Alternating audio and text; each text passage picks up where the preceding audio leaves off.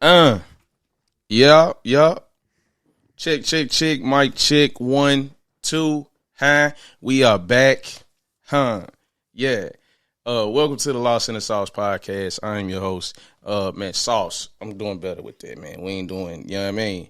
Don't call me that no more. We're going by Sauce now, you dig? Hey, man, I have a hard time with that, man, because I'm so grounded and humble at times that, you know what I mean? But we're going by Sauce now, man, you dig? But, hey. You got to embrace it. That's a fact. That is a fact. You know what I'm saying? Thank y'all for all the people that is tapping in now. Man, if you here, first time listeners, last time listeners, man, thank you. I appreciate you. Subscribe, Out East Network.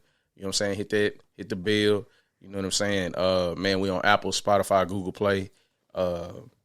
Man, go there, give me 5 stars. And man, just thank you. Thank you to anybody that has been tapping in with the journey.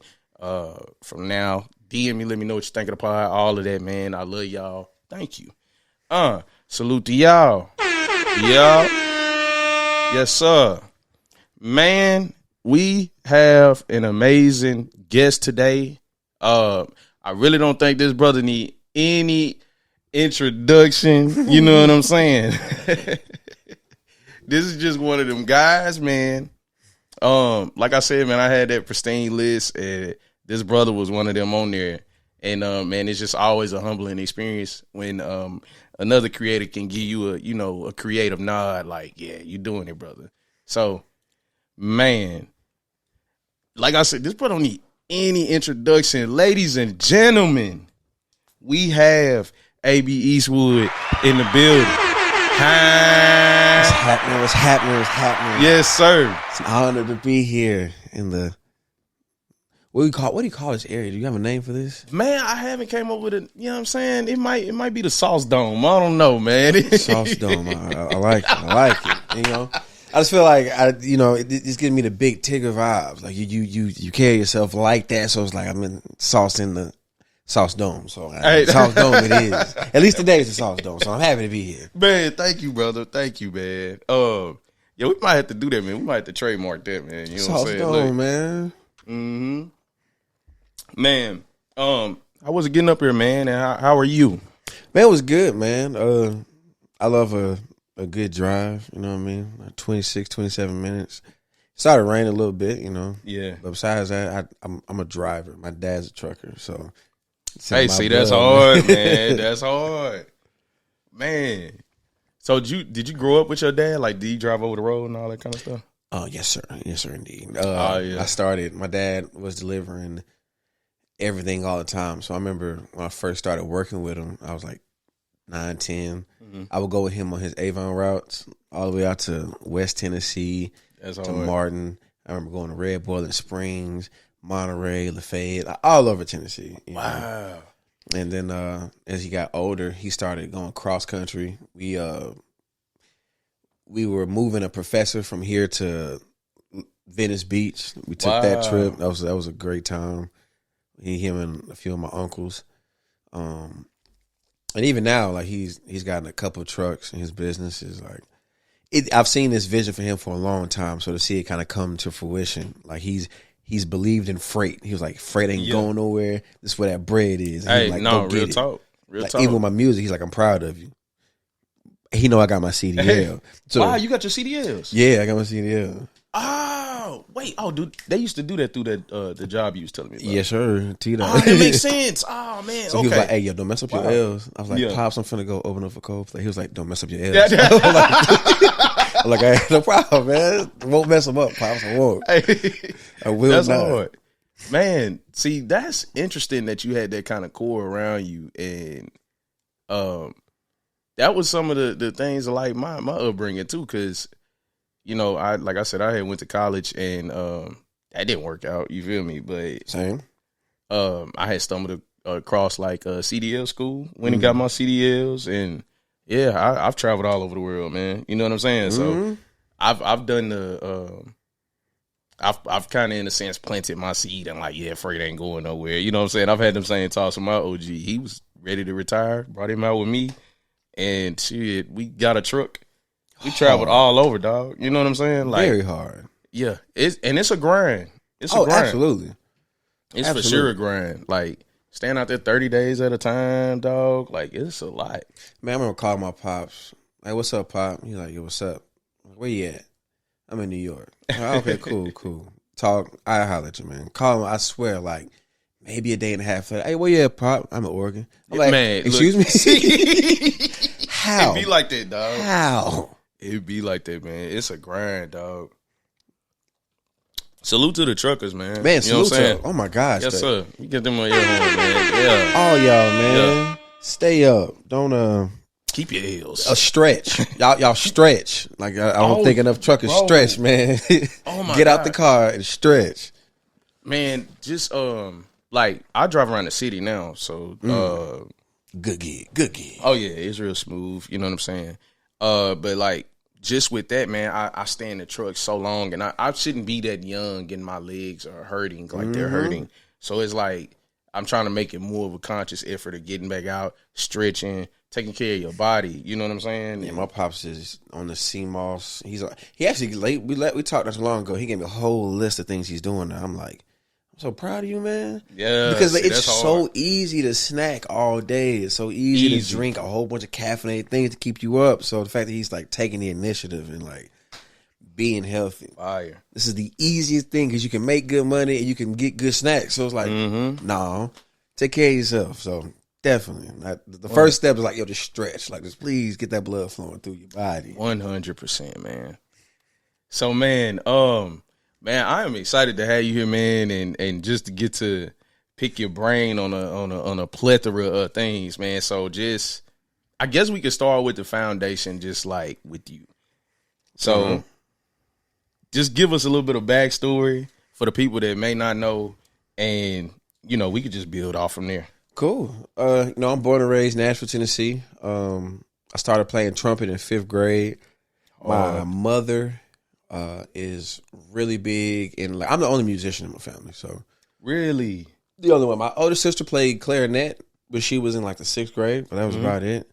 My mom was big into R&B and like 80s pop. My dad is big into like West Coast gangster rap, Public Enemy, but also introduced me to reggae and rock. And so their album collection was always in this big Chesser drawer thing, and it was just deep. And it was everything in there from, like, they had the Temptations anthology, Earth, Wind & Fire, Aretha Franklin, like the big joints.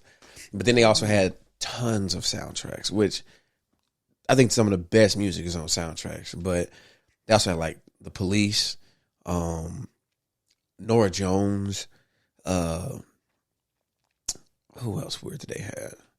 I mean, they had everything, you know what I'm saying? And so, like, that's where, like, I was like, music is so, this chest is like the key to music. So I would always just listen to some stuff, you know, it was just, it became so regular, I didn't realize I was doing that, you know. Man. And then 5th grade, I went to an art school and I picked up trumpet, and that was my baby. And then I went to Nashville School of the Arts for high school, where I continued to do trumpet, but then I got introduced to jazz. Because there was a lot of classical stuff till that point. And then my junior year, jazz came into the picture, and I was like, oh, whole new world. And that took me quite a few places. We performed for the CMA Awards my senior year. We became CMA All-Stars. I don't really know what that means, but I appreciate the title. It helped, you know. The Grammys, the Recording Academy, took a few of us from Tennessee to the White House for this blues thing, because, you know, we were, the quote was, "You're the best of the best in your city. I want you to come to meet the best of the best in these other cities." And we got to meet Michelle Obama. That's fine. And like in the White House, it was a real beautiful time, man. Wow. Trumpet took me there, man. So graduate high school, and my dream is like, well, shoot, man, we're finna take this trumpet thing to the top. Then I realized I'm in Nashville. Ain't too many need for trumpet, you know what I mean? And so I went to TSU. I wanted to get to Belmont. Did not work out. I hold tight against Belmont to this day. You know, I said that, but it's like a competitive grudge. My mama do too. Like my mama, she on that. You know, she like, oh yeah, Belmont, they feel stupid now. I'm like, yeah, mama, they do. Yeah. Yes, sir.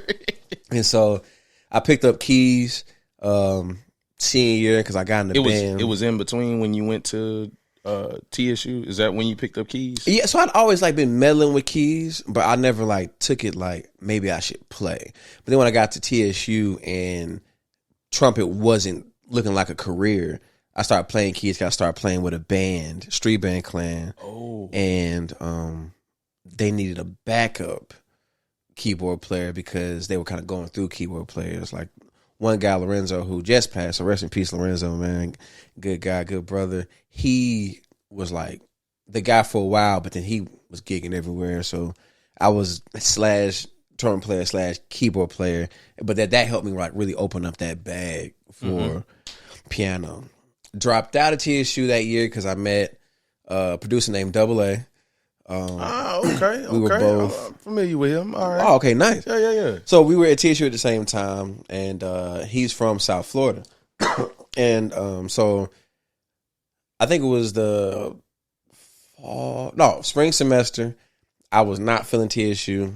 I was like, the music program just wasn't at my speed. Only because I went to an art school. So like the beginner course thing, I been did that, you know. And so he was like, man, I'm working on some stuff in South Florida. I want you to be my manager. Now, being the manager, I was like, okay, let's do it. Suck that manager. Trash. Complete trash. Like, would highly not suggest anybody do that. Oh, man. But he knew I played keys, and so one day he sat me down, and we were at a homie house. He was like, man, I need some keys for this beat. Put keys on it. Then I watched him put the beat around it, and I was like, jackpot. Ooh. You know what I mean? I was like, I like this. See, that's hard. That's hard. And then from then on, he was like, okay, so this manager thing ain't working out. But you have the musicality to like my ear for like drums and like building a sound around it. Like, let's just do that. And we did that. And so after that, we just locked in. And then we went back home, to where he was at his home in West Palm Beach. And we started working everywhere from West Palm Beach to Miami, kind of going back and forth. And it was there we met a young Kodak Black. Hey, all right, here we go. Yeah. Linking with him early on, got some records on Institution, and then y'all did Institution. Yeah, we did. I produced. Was it In Too Deep? Yes, sir. In Too Deep. I produced that. That's hard. Hey, man. That's hard. Hey, man. I got your ear horn. Yeah. In Too Deep. And that was one of them that just took him off. Man, it was crazy. That was crazy. An instrumental project. It was. It was. That and Lil Biggie Pac were like the two that definitely. But I mean, that No Flocking, like, Lord have mercy, that set him up. It rocket shit him, dog. He was out of here. Out of here, man. So that was what, 2015, 2016. So kind of to backtrack a little bit, when he told me to come down, you know, I had no clue what we was getting into, you know what I'm saying? He didn't either, but I was like, yo, let's just go. So I told my mom, like, yo, I'm going down to South Florida. And she was like, you got some money? I was like, yeah, okay. I know how that would go. I don't know if I ever told the story in detail about how I did this. So I told my mom I had money, didn't have like $300. And then I had a megabus ticket, but I had a megabus ticket to Atlanta. And then AA said, I got to get some money for you. I'm going to get you the ticket to Orlando, and I'm gonna drive to Orlando and pick you up. Bro, when I say I didn't know if I had that ticket till I got to Atlanta, like I was walking to the bus waiting for the email to hit, like, come on. And then boom, I'm on the way. I'm like, boy, we are playing it close. But that really set up my whole journey in South Florida. Wow, it's so much like just within that story I kind of want to ask you, because like, bro, what made you just say fuck it? Because it's so many people that will operate within fear in that moment. Oh yeah, hell, I would. You know what I'm saying? Like, me just being transparent would scare the shit out of me to be like, damn, I'm finna go down here. I got this, I got that. That's it. And we gonna figure the rest out when we get there. Like, but yeah. I'm going here because it's something there. Man, I don't know if everybody has the the moment where you find something that you can't like get away from. You know, when I found production, I didn't have a laptop, so I didn't have nothing to make it on my own. So I only had it through him. And so he was like, I'm going home for the summer or for the fall break or whatever.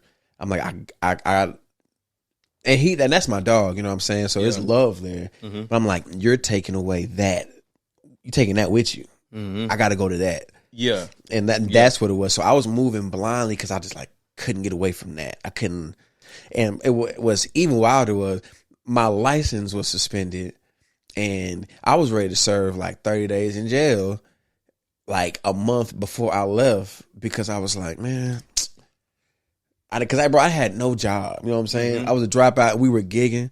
Me and the band would play on 2nd and Commerce and play for tips. And some days we walk away, if it was 4 or 5 of us, walk away with $60 each and it's tight. Dang. But there was days where we walked away with $50 to split. And they spent that on weed, and I even smoked. So I was like, y'all go smoke. And they'll tell you how many times I put in on weed I didn't smoke because I was like, hey, let's just keep the vibe going. I'm just happy with the vibe, you know. Oh man, that's so much like that sounds like a lot of dedication, a lot of just like you said, just grabbing onto something that you know, like that's it.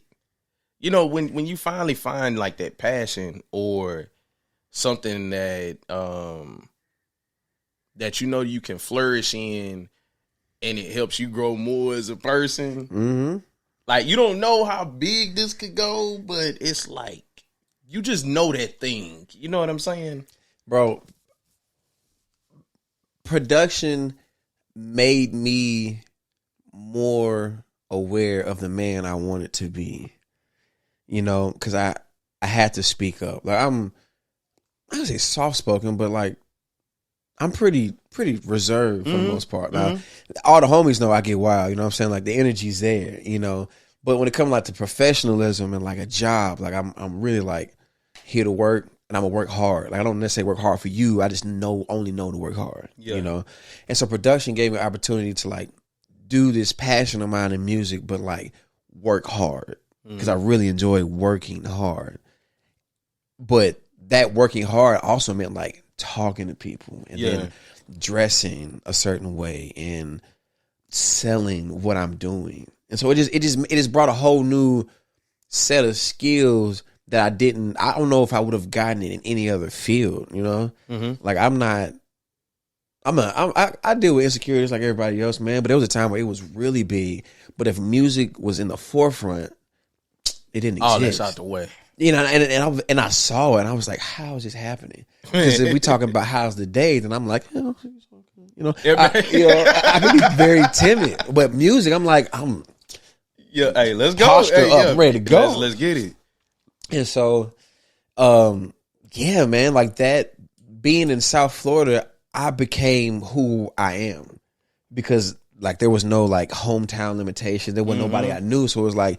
However you present yourself is who they're taking, and this is who they're doing business with forward. Man. So I was like, oh, okay. So we found it, and then that's where I found like AB, because I was just Aaron Bell before that. You know what I'm saying? Which was no problem, but I had started AB here, kinda, you know, with for homies. All the homies had cool nicknames, and I was like, I want something, you know, but couldn't think of nothing, so I used my initials. So they were just my initials here, but they became a person down there.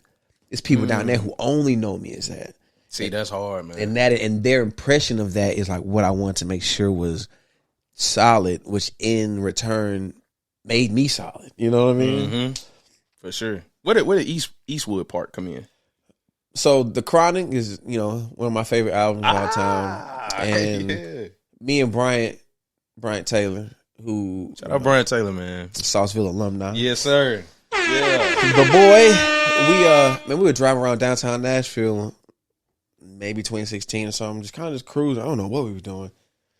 And that year, I was like, man, I'm going to wear all black all the time.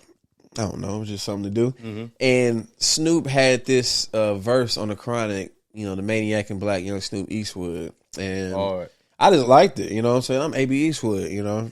And it was not supposed to stick. Hey, that shit flows, man. And it was not supposed to stick, and it just stuck. And it's here. It's just been here. When I was signing my contract with my pub deal, I was looking at it and it had AB Eastwood on it, and I was like, dang, I can't believe I made this. Like, I stuck with this thing and really made it. Now we have a professional career with AB Eastwood. Hard, man. But then I kept looking down the contract, and I was like, yeah, AB Eastwood. Then I was like, AB Eastwood. I'm like, oh, Lord, they don't know my real name. I was like, I done did this too much. You know? Like, I have a real, my bank does not say AB Eastwood. This money will go to nowhere. Let me get this corrected. That's hard, man. Man, let's talk back just a little bit, and then we can get back to like that core getting that foundation right in Miami. So my quick question for you is like, where you were saying where you had like this vault of just some of that core music. A lot of the music at that time, like I was remembering some of the names like you named off, like Earth, Wind and Fire, and you know the rest of those and that pop funk and all of that. But like back then in those times, music was really instrument based and pushed. You know, those were more the highlights. So like when you just named out like the trumpet is one of the key instruments that you bonded with. Was that like a correlation of some of those instruments that stood out? Because like for instance, like Earth, Wind and Fire, when you named that band, all I could just hear in my head was just you know, just how they highlighted those particular instruments in that music. You know what I'm saying? It's about to be really funny, bro, because you set that up so beautifully for me to give you this answer that is not that. Because I wish I could be like, yeah, man. Oh, you know, Miles Davis, I was listening to him since I was a kid. No, this is not how it went. So it is not that at all. So I auditioned to get into Warden Arts Magnet, which is now Crestwell Arts Magnet, and I auditioned for drums because drumline was fresh out. Oh man, yeah. And I was like, oh yeah, I wanted to play the drums too. I had to play the saxophone. Come on, now, I'm a drummer, you know. Got to the audition, no rhythm, like none. Like left and right hand don't know each other. They're not friends. Hey, look. There was no coordination. And I was like, dang. But the night before, or 2 nights before, I watched a movie called Trumpet of the Swan. And, you know, it's a movie about this swan that lived in the swan world, but he was a mute and he couldn't talk. But I think his dad got him a trumpet and he started communicating through jazz. And I was like, it's kind of funky. So when the band teacher there was like, yo, is there something else you want to try to audition on or another instrument you'd be interested in learning? I was like, well, trumpet. It was fresh on the mind. I did it and I buzzed, you know, the noise. I got the noise out like my first try. He was like, that's pretty good. It was like, you play trumpet. I was like, well, we're here, you know. Hey. And that's how that happened. Wow. And then after that, I fell in love with everything else I heard. Hey, that's great, man. I really wish it was something that type of like, no, this was kind of, that was my backup plan. And then I was like, oh no, I love this thing. So, from that, you went to Miami. You went with that $300, went down there, started moving and shaking it and finding AB, right? So tell me some of those core foundations that helped you find yourself to where you knew what you wanted to do when you came back here. So I think production wise, we work with we worked at a studio owned by this man named Oscar Zayas, and there was a lot of producers from that Palm Beach area that would come out of there. So being around these producers from this area, like they had produced like pretty much just trap, you know what I mean? Like they had trap figured out. So it was cool to be around people who had figured something out. You know what I mean? And they were consistent. But Double A was a drummer and is a drummer. You know what I'm saying? And so we connected on the fact that we both have roots in like live instrumentation. So our thing was, how do we make this trap sound and consistency and add more musicality to it? And like we did it. We did a good job at it. We were impressing people, but we were overdoing it. Like we were like, yo, let's add another layer and another layer. And I'm like, yo, you know what this needs? A French horn. You know what this might need? An oboe. Violins everywhere. Right? And so we are doing it, and like we're sending stuff around, and we get an opportunity to send them to some big people, but we're not getting nothing back, and we kind of getting frustrated. Like, man, come on, man. Then we met. I met, but Double A had knew Shife Carbino. Shout out to you. He was We the Best, still is, and he doing crazy records. And this was a couple of, maybe like 2-3 weeks before Down in the DM came out, which he produced. Wow. And I remember we were in there with him, and he was like, yeah, man, this needs some more space. And that day shifted everything, because he was like, where they gonna rap? Yeah. And I was like, oh. And so immediately I was like, wow, let's take all that out. And now there's a whole road for them to rap on. Yeah. And now they can feel good over this musical thing, but they got space to do so. So that was like the number one thing. I was like, now I know how to make stuff now, But then it's the professional sound. Like, so when I did get my laptop, I was down there with it, and I was blessed enough to like get sounds and drums from them. And they just had some good stuff. That wasn't necessarily here in Nashville at the time. So I was like, I knew even before I had the laptop, I knew like I couldn't start from scratch. You know what I mean? I had gotten a side door to the industry standard. Like, I'm not going backwards from here. Like, there's just no way. And so being able to like come back with plugins and sounds that were like, I know they were using to make Down in a DM or on other Kodak stuff. You know what I mean? Like, this is where we're starting. So this is where when I come back to Nashville and present myself as AB, it's going to sound professional. Like my first beats, like my first 2 years of making beats, nobody heard them, because I was like, I need to make sure they're up to this standard before I come out. Facts. You know what I mean? Because I knew that was the way that I wanted to stand out, but that's also the way I wanted to be represented. Like, you hear AB, dang, that's hard. You might not be able to rap on it. It might not be your thing, but you know it's hard, though. Yeah, hell you know what I mean? So those two things, like, on production-wise, but then as just a person, man, just being able to listen, being able to be cool in a room full of, like, whatever's going on. I'm in there, there's big chains, big wads of cash, like, you ain't got to freak out. There might be some weapons of some sort, ain't pointing fingers at nobody and nothing, but like, be cool. We're going to be cool. Be cool. I may or may not have been in a very trapped situation where there was cameras on the outside and there was visitors frequently. Be cool. Be cool. But that counts so much, because that's hard, man. Me being cool in that situation led for them to be like, hey, yo, pull up, man. I want to buy some more beats off for you. You know what I mean? But I think that counts now that I'm traveling out to LA more or wherever else I'm traveling, and like, you in there with superstars. They want somebody to be cool more than they want somebody to be good at times. Like, it means a lot for them when they have a whole bunch going on, and they getting fanned up everywhere and DMs and text messages everywhere. Like, sometimes just be cool. Be cool. My mama can't stand it because I don't get no pictures with nobody. She's like, you get a picture with? Like, nah, I was just being cool. Is that a conscious thing to be just like present in the moment and just enjoy it? Yeah. No, it is. It's a conscious thing, but it's very like subconscious too. Because I just don't jump to like make a moment of it. You know what I mean? And there's times I probably should have, because of the severity of the moment. Like, bro, this is a once in a lifetime situation. You should ask for this picture. You know? And I mean that.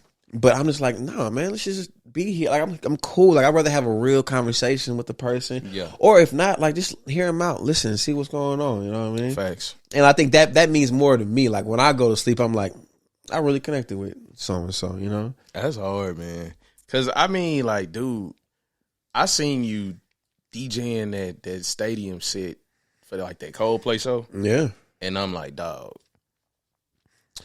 You know what I mean? Like, you like, does it blow your mind sometimes when it's just like, wow, this is really happening? It does. It does. But my expectations of myself, like, have always been there. You know what I mean? So it's not like I was more or less freaking out because of the responsibility I had for my guy who I was behind. You know what I mean? Like, I wanted to make sure he was calm and he was good. And also that he felt like the superstar in the moment. Yeah. Yeah. Because he's the humblest guy I know. And like, he felt uncomfortable with me like holding his bag. I'm like, no, bro, this is you. Like, do your thing. Whatever you need from me, I'm here. You know what I mean? Afterward, after the job was done, I was like, this is crazy, and I can soak it in then. But, when it's go time, it's go time. So I'm not too caught up in the like, obviously I'm nervous, but I'm also like, we got to drive. Let's laser focus. Yeah. I love it, man. That's what I knew quality takes you those places. So it's always like, I can't believe this is here, but like, I don't work for this not to come. You know what I mean? I don't put in this time for it not to happen. Beautiful. So I try to find a medium between like really being in the moment, but like, these are my expectations. So I'm not like, it's just not in me to just flood your Instagram with me like, that is just not me. But I will be like, yo, I'm so grateful for this right now. You know what I mean? Sure. But I'm already looking for the next thing. Or like, okay, I know how to do a stadium now. Can't wait to go do it again. I know how to do it better. You know what I mean? Beautiful, man. Beautiful. So, man, when in the process did you start working on like those juice beats for that project? Like, cause did you executive produce that project? Yes, sir. That was my first. Got tatted on my arm. Oh, that's amazing. My first 4 I did. What's those 4 on your arm right there? I see 22. So this is Juice by Bryant Taylor. That's what started it off. So that's what I have at the bottom. And then Life Away from Home by Tim. That was like my first big one, plus the show. So like that was like executive produced the project for somebody who I just met too, because I grew up with Brian. You know what I mean? Yeah. We know each other since 5th grade, but Tim we met later on, and for him to trust me with that was like, okay, that's fire. And hell yeah, I was pulling stuff out my ass, but I was also like really trying. You know what I mean? I was like, I really have an idea for. It was so cool to take influences from so many things I loved and put it into this, but it still beat Tim. And then 22 by Jamiah, and then Dawn by Lauren McClinton. And those are the projects that they always like, no, it's all you, And so for people to trust me with that, I'm like, yo. But they also family. So it meant even more that family, like, I trust you. That's beautiful, man. So like, cause man, like, just for instance, just for like Tim's project, I use an example, like, cause man, I love all of those projects. I've listened to all of them and I love them all, man. Hey, man. It's like, even from like Tim, just from like the, some of the little skits from like the raindrops and, the skits where he's like, it's like he in the room like recording and my man busts in the door with like, what I'm saying, where the jacket at? Like type stuff like that. That's fire if you're collaborating and, they're trusting you with these creative thoughts or inputs, Man, it was so fun. It was so fun, man, because it was so like open, like everybody who was on that in the skits, like I can call it a day. You know what I mean? Like they were my people, man. But and they always had these talents. It was like I finally get a place to like concentrate them all. Mm-hmm. Like the dude who had the jacket, Chasing, he was in the street band with me. You know what I'm saying? See, that's so. This the homie, and he's always been his personality. And it's like, man, one day we should use his personality for something. And then this came along, and I was like, let's go. That's so hard, man. Bernie, the dude who was on the phone, and he was like cussing him out. Like that's my best man. You know what I mean? Man, and he's always been a personality, and I'm like, yo, do this. Mm-hmm. I can't wait for that again, where we are now, because we've gotten so much better, and we hear music differently, and even like the push of it all. And I can't wait to bring that same energy into something now, because it's going to be crazy. It's going to be insane. I don't know who it's going to be for. I know it's going to be crazy. What's the process working with like a voice like Jamiah? Because that 22 project is impressive. Man. And Lawrence. Oh, my God. So those two in my life, I think their job is to like scare me most of the time. Because I met Jamiah first, and it's crazy because I saw Jamiah before, because Jamiah had did this funny church cover thing of a Kodak song that AA produced, and like we saw her then. But then like me and her in person, it was like you got one of them voices you see on like YouTube or Instagram, but you don't think you're gonna hear it in person, and then you hear it in person, like, oh, this is real all the time. Mm-hmm. Same thing with Lauren, man. It's like, oh, you just sing like this and you're not even trying. Like, just I'm casually tying my shoes at this level. I'm tying my shoes. Here I am saying, you know what I mean?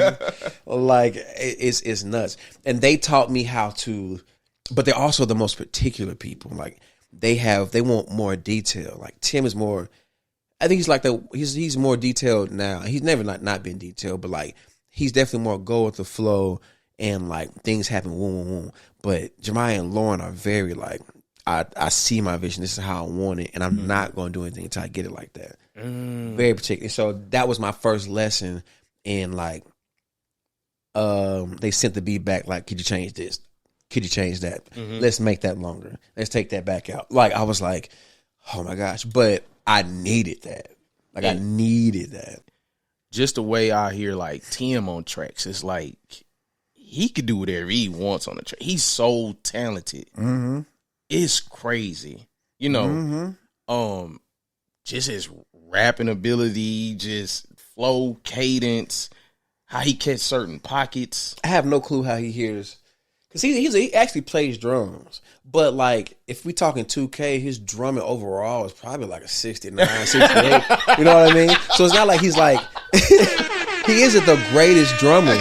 But you would think this man was the great drummer. I'm talking about the way he catches certain beats. Yeah. He got some stuff coming out, like, soon, bro, that I'm like, he's different, dog. How? Because the tempo is 1, 2, 3, 4, and he's finding everything to rap on. I'm like, bro, this ain't normal, bro. Man, like I hear Tim music make me mad in a good way. You know what I'm saying? Yeah, man. On his behalf, I'm like, bro, y'all ain't touching this man, bro.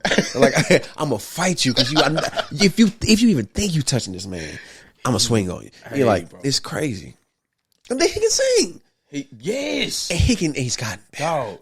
Man, let me tell you. So, first off, I do want to tell you congratulations for like the engagement. Thank you. Know what I'm saying, and everything. Yeah, let's do it. Yeah. Lauren. Yes, sir. So, when that was happening, when Tim did the Slim and Huskies event, yeah. I strategically went to that because this was the first time I was actually able to see him perform live. And I know how talented he was, but I just wanted to see like what he was coming with. And so, man, I went there and dog, when I tell you that was impressive. He had, and just some of the snippets of unreleased music and different things that he was doing, I'm like, dog. He been loading up, bro. He been loading up because he's at a point right now, man, where he's like, it's gotta be. Yeah. It's gotta be. And like, without even saying too much, he's been like his writing, you know what I mean? Like he's written so much for so many other people that y'all about to really get to see what he's been up to and why he hasn't been necessarily dropping music. Like all that combined with the music he's about to drop, like he knows what's about to come. And like we all realize what's about to come. And he's just like, oh, when it's time to go, like we're going to go in a way that, you know, we're not for stagnancy. You know what I mean? We don't do that. So like when we try to drop again, we're dropping differently. Like it shouldn't look anything like it looked last time. It's finna shift it. You know what I mean? And so that's where all of us are. Jamiah is about to go crazy very soon. We're wrapping up on Lauren's stuff that's about to go crazy. And then Brian is Bryant, man. Brian is Bryant, bro. But Brian is Bryant, and like I think y'all about to realize why Bryant is Bryant this time. You know what I mean? Because he's showing his personality more. But you're about to see like, oh, he has to have a big personality because ain't no way you do the songs that he's been doing. Oh my god! Without that, you know what I mean? Come on, man. There's just no way. Yeah, it's just like, you know, working with these people of this caliber. Oh yeah, before I get to that, I almost slipped my mind. Not only when I seen that show and I seen how talented Tim was, I garnered a lot of respect for him just for how militant he moves and how he carries himself as a man. You know what I'm saying? Like I seen him there with his son there. You know what I'm saying? Had his family there. Yeah, man. It was just so dope. You know what I mean? So I'm like, oh, I really can't wait to see what you got coming now, man. Yeah, bro. I mean, he's as solid as they come, bro. He's as solid as they come, and he is quick to be straightforward. Even like with like, if you feel a way, he gonna let you know. If he really likes it, he gonna let you know. If he really loves it, he gonna let you know. You know what I mean? And like, that's rubbed off a lot on all of us. And I think that's been for the better. Now, he is short. You know what I mean? So I feel like that man come easy for him because he got to do what he got to do in these streets. But that attitude has manifested itself so much into his career. Like, we know what's possible, but we also know like you got to be to get it. You know what I mean? You ain't no passiveness. What's that creative circle like? Because I asked Brian here, and I know Brian is like real like free spirit, and he's really chilled. You know, it just kind of flows and goes with the flow. Yeah. But like, I was curious at the time what that creative circle was like, because if you guys were around each other so much, that is like, from the outside, I'm like, what is it like in there, in the, you know, in that house, or just being around each other so much? Well, we were living together. Like, do y'all really bounce creatively? Like, you know what I mean? What was that like? Living together was, because at the time it was me, Bam, our drummer, and Jamiah. And like, it was just always something going on. And then it was me, Bam, and Tim. And when it was me, Bam, and Tim, I'm in the front room always making beats. You know what I'm saying? So it was always, Tim was like, whose is that? You know, so we'll pass it to him. You know, and Brian would, you know, he'd come over and we just vibe. But it was always and still family first. You know what I'm saying? Like, I think, and we're growing. Like, we're really growing, man. Because there's times where we weren't always there for each other when we needed to, but we didn't know.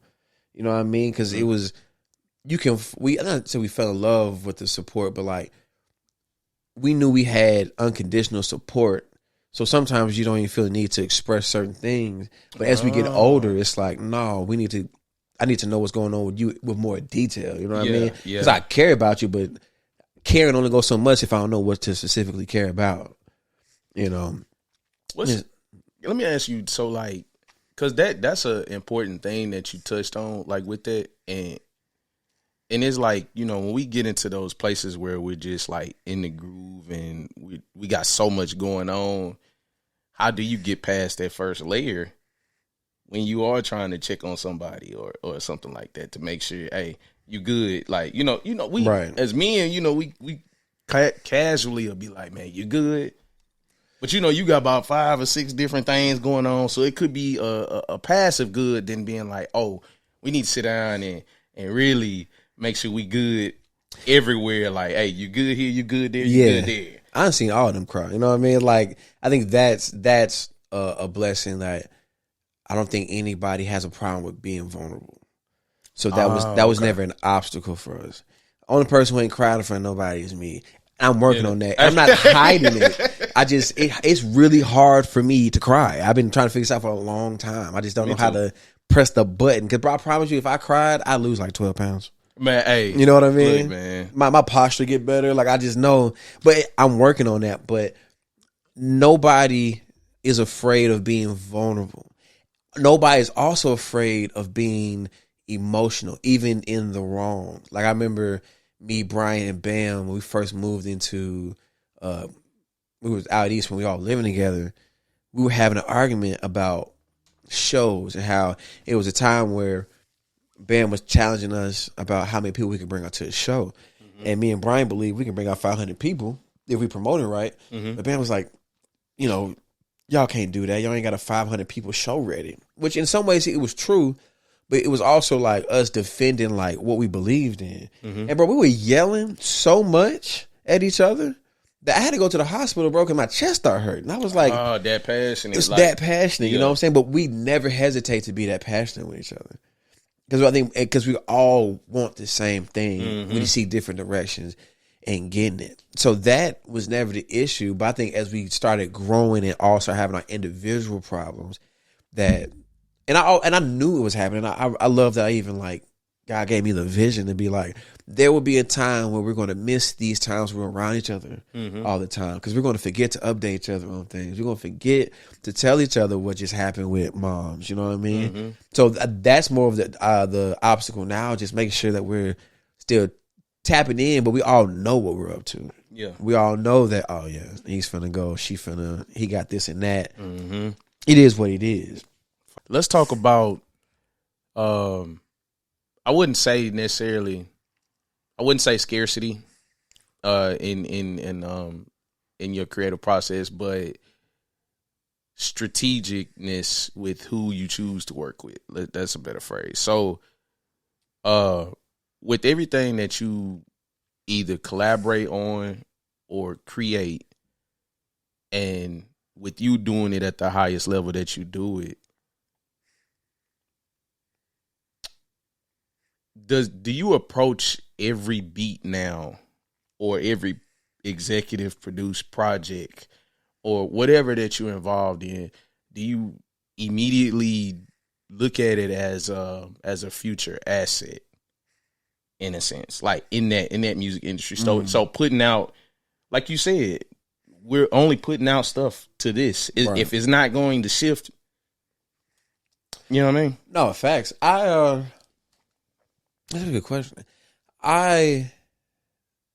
Nowadays I do, because I'm in a public situation and I know what that can lead to. I know that if we do this project right, there's opportunities for these songs to reach places, opportunities for these songs to be in crazy movie productions or TV productions, you know. So I do keep that in mind when it comes like to quality, but it's still about the person. Like, how committed are you to you? You know what I mean? Because like, you can be crazy talented, but if I see you don't invest anything into what you're doing, there's like, if Drake came to me and was like, but I ain't finna put no money behind this, I wouldn't do it. You know what I mean? Like, I want to know that you care about it enough to like put it all out there, because I will. Like, I'll put myself in, honestly, financial burdens. I'll go make Lauren mad if I believe in what we got going. You know what I mean? I'll put that time, because I love quality music. Yeah. You know what I mean? And that doesn't mean instruments, and I mean a choir, but like, if this is just an acapella with an 808, but we both really care about it, I'm here for it, you know?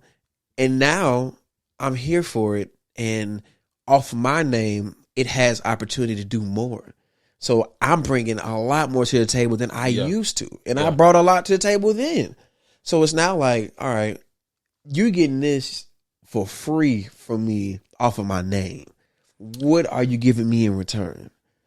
So with that, like, now what you're saying, that is it a natural conversation business wise, like when you're collaborating? So like, hey, we both gonna own these masters or whatever like that? Oh, well, because of what you're saying, like the effort that you're putting forward towards it, like, all right, we may not could do no money up front, but if we're gonna do this, and I know it's gonna be of this caliber, then let's split it down the middle type thing. Like, is it like that? Kinda. I mean, I like, if it's their project, you know, definitely own your masters. You know what I mean? I'll never be that guy, but like, definitely the splits on the back end. If you can do a fee in the back, if I see a situation where like, oh, you're like on the cusp of like finna, I'm like, yeah, let's make this fire to open up opportunities, so when then they can pay me. Got you. You know got what I you. mean? Got you. That makes sense. Because right now I know where we are. Like, it's not. I know what I'm worth, and I know where we are. I can't tax you with what I'm worth. Like, that's just not. I would be putting you in a bind. A bind. You feel me? No. It's track record nice, man. And so it's like, I see the potential, and I see that you're not going to stop. I know there's going to be an opportunity for me later. Yeah. Especially if God is like, oh no, go ahead. I'm like, okay, cool.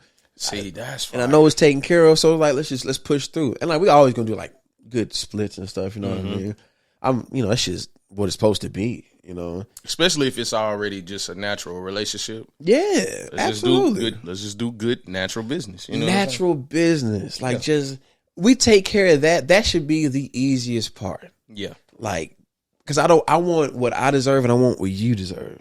Facts. Simple. Facts. We should be able to figure that out. You know, now we'll have our own teams and stuff that want to fight for a better deal, but I'm always like, no, this is what I deserve. This is what they deserve. I'm willing to bend for it to get out. I mean, recently I had a situation where I think a guy wanted a little more than everybody else, and I was like, I really just want this song to come out. Mm-hmm. So if I got to be the one to take a little less, cool.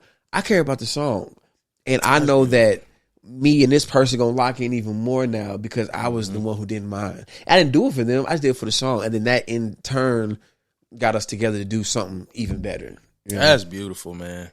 Beautiful shit, man. I love that, man. Cause like, you have some of these people that have like them horror stories and stuff, and like in the music business, and it's like when you can approach it like that, and it's just like genuine. Slip my mind. Just good people that's collaborating on something genuine. Mm-hmm. There we go. My bad. Just good people that's just collaborating, and let's take care of the business over here, but let's vibe on this on our creative side. Let's not destroy none of the creative vibes that's here first. Let's create. The industry is going to piss you off enough. Yeah, I don't have to be the one to do it. I don't. I think about that all the time. The industry is going to it's like I feel like if we could get like a syllabus before you get into the industry, page 1, pissed, and then there's a list of 1,000 things that's gonna piss you off before you even get to me. I don't need to add to that. Yeah. I really don't. Like I'm here for the music. Yeah, purely. And then the beautiful thing to get to know somebody through it. That's just a bonus. You know what I mean? That's just a bonus to me just wanting good music. Facts, man. Love it, man. I know we was talking about the Juice Project at first, but let's get into like where you at now, currently. Well, let's get into it first. Can you tell me your side of the story of Shangri-La?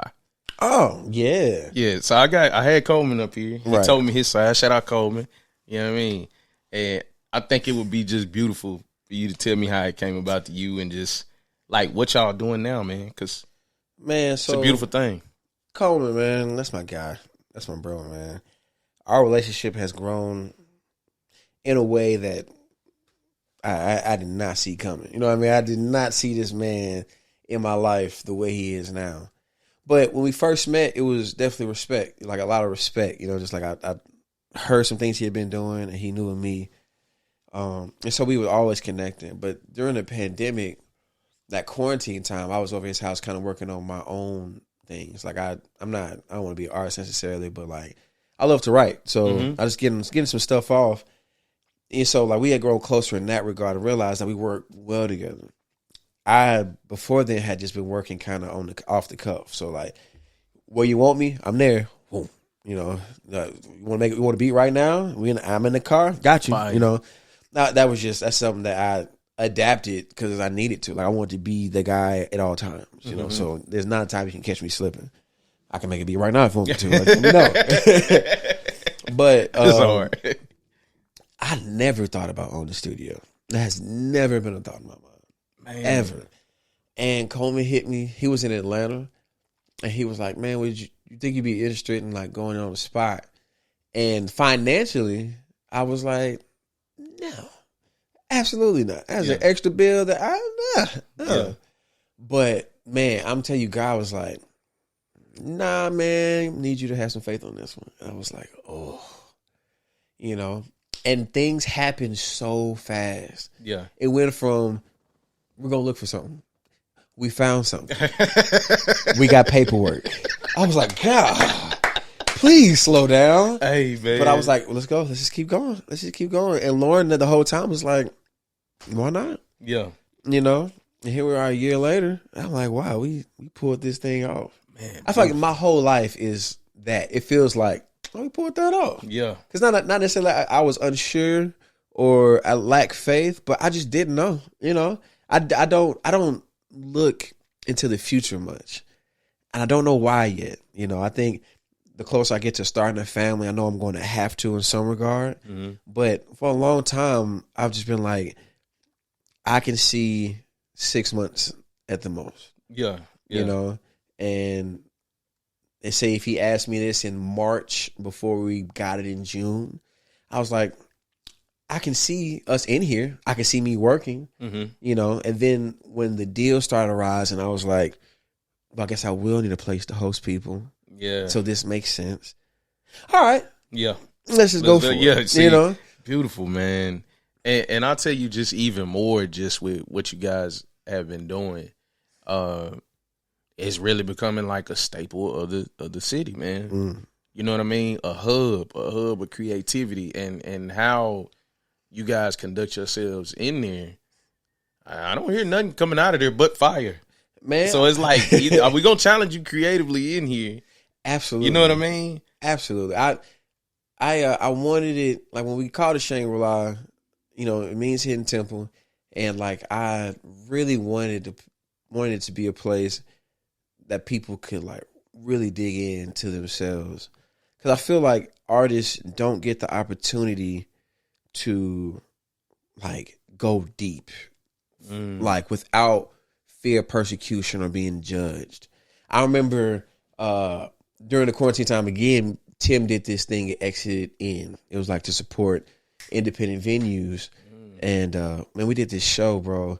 And it was in rehearsal that I saw Tim get lost in himself. And I was like, oh. Well, you know what I mean? Like, because we were just kind of like jamming and he was improvising. And then I just saw him move in ways I'd never seen him move. I heard him sing in ways I had never seen. And then we performed and we got into that groove again. And I saw him lose himself. And I was like, yeah, like every artist deserves to feel that way. To where like I didn't know I had this in me. Now this has now become a tool that I can use. And so I want Shangri-La to be that for artists. Like, yeah, I know you come here and record, but like people, our biggest compliment, like, yo, this feels like home. So if it feels like home, what would you do at home? You know, come on, man. And that should come out in the music. And I think that's been reflected in things that have come out and have yet to come out there. Beautiful. Beautiful. Wow, man. Man, we give it a horn for Shangri-La, man. You know what I mean? Head Club, too. Shout out Shangri-La, man. Shout out. Beautiful, beautiful, beautiful. La La man. Land. Yes, sir. Now that you just mentioned with like Tim with just that show, when I was kind of doing my research on you a little bit, I had realized that, was that your first time MDing? Yes, sir. Yes, sir. Wow. So so what was that like? Because I'll tell you just recently, and what's beautiful with that is I'm feeling like really like parallel with like what you're saying right now, because like this podcast and just what I've been doing was just something off the whim and just trying something. And throughout the journey, it's like, yeah, I only could see this far. So right. I correlate with what you're saying with that. And it's like everything else is just happening. So it's like just recently I'm getting gigs to do hostings and, you know, live interviews and things and all in that realm. You know what I'm saying? So with you being involved in the journey and then getting the opportunity to be a musical director, like what was that like for you? Just, you know, was that difficult getting the band together and like the rehearsing and, you know, all of those things that go into that? It was just a combination of everything I do. You know, I've become a lot of what I've become due to necessity. Like I'm a DJ because Bryant needed a DJ for the music we were making. Like he needed somebody to support him on stage. And then I also became that for Tim. Then I became like a DJ who would rap with the artist because Tim needed that support because Tim be rapping. And so the MD thing came because we believed in this project and it came through and the project had so much life and we both realized like, yo, this show has to be. And then along with Zach, our manager, and Eric Holt with Love Noise, like we just knew it needed to be top shelf show, man. So it was just a lot of ideas around it, and we were like, yo, we do what we need to do to make it work. The band was a band of people who I've been playing with for a long time. Minus Rashad, the keyboard player. Sounds by Shy. Shout out to you, my brother. You know, I was like, I know y'all know how to do amazing things. We do it all the time. You know, I see you do it all the time with other people. So it's like, all right, cool. I know musicians who know what a big show is. Yeah. So we're going to bring them in. And then it's crazy to think that Lauren and Jamiah were singing backgrounds for this show, but it was like, use what you got. Yeah. Use what you got and make it work. Did we rehearse as much as we should have? Of course not. Of course not. We should rehearse so much more. But there was already a relationship. There was already rhythm with everybody because everybody kind of knew each other. But everybody was also like, oh, this is gonna be tight. Dog, I tell you, just from me watch from afar, it was amazing. And thank you, brother. I gained, same. I garnered a lot of respect from you because I've seen you up there. You were I seen you in one part playing the trumpet. Then you come over and get on the keys. Then you come over and do something else. And I'm like, and just the setting and the background and stuff. I've seen you throughout a lot of these shows that you have been involved with and just curating on. I'm like, wow, it's amazing. It's crazy, man, because you see the world has been like shown in mass right now due to social media. So you can see everything. So for us to be able to see a good show, to see a Tyler Creator set, or to see Kanye floating on this, and to see Drake with this stage of lights under him and like him going crazy, you know what a good show is. You know what's going to captivate you. You know something that's going to really pique the interest of the crowd, excite the crowd. If you don't attempt to do that, then that's just ignorance. You know what I mean? Facts. And so when it comes to doing shows, it's like, if we're not in it to blow people's minds, let's just stay home. Facts. Come on, man. Indigo Cafe, bro. We were like, bro, you named this Indigo Cafe. If we don't make this stage look like a cafe. Wait, so you were involved in that? Yeah, I did that show too. See, that's amazing. See, I didn't know that at the time. My sister. I was at that show, man. That was beautiful. Just from the cafe look to the motherfucking, y'all had the table set up over here with people eating the, you know what I'm saying? Yeah, like, bro. Oh my God. It was beautiful. Man, my sister owned a tea shop. And she ended up closing it down and moving to Oregon, but she still had a lot of the equipment. And so when we was thinking of cafe, I was like, man, it'd be tight to get some stainless steel stuff on that stage. And I was like, yo, sis, can I borrow? Yeah. And she was like, I guess. And I was like, I know. I need to borrow it. And it's fell together, you know what I'm saying? Even the table to the side, I was like, I want people to... We had the vision. We just had a vision, man. Grab my mama grill, my dad's grill. I was like, put that on stage. Like, this is it. You know what I mean? Beautiful, man. If you're going to commit. You know what I mean? Like, commit all the way. Do everything possible. But also use what you have. I'm blessed to have a sister that had restaurant equipment, but like the knee-jerk reaction to like contact that. It's like, use all assets. Man. But you only do that if you really committing. Facts. There was times people were like, let's just do it. I'm like, no, I refuse to get on that stage and it just be a black backdrop. Come on, bro. Because the music don't deserve that. Facts. Like, this music does not deserve that. It deserves to be displayed in this way. You know what I mean? So that's how I get down, bro. Like I refuse. I just refuse. If I'm invested in it, I'm invested, bro. Yeah, I'm 10 toes down. And people who understand that, like, I know they get that, and that's why I build with the people I build with. Man, beautiful. That is beautiful. Man, let's get into like your DJing chops a little bit, man. Yeah. Hey, dog, you different. You know what I'm saying? Like, you know what I'm saying? Like, man, we had one time, I had to tell you, I was mad at you, man. You know what I'm saying? We was at Acme, and we had another event we had to go to. You know what I'm saying? And you was up there spinning, and man, we were getting ready to walk out the door. So we was like looking at the time. We like, all right, dang, I think if we leave now, we'll get there straight. We were on our way to the door, And bro, you started going crazy. Nigga. I said, bro. I looked at my wife and I said, you ready to go? She said, hell no, let's go back over. Oh man. Dog, we stayed in there another hour and a half, 2 hours. We were late as fuck. Oh, that's beautiful. That's beautiful. Bruh, we was on the dance floor from that time. Just, you went 2 hours damn near crazy. Just heat after heat after heat. Just the vibes was amazing that night, dog. Hey, man. How does it feel as a DJ just being like sitting back? You get to survey the crowd, man.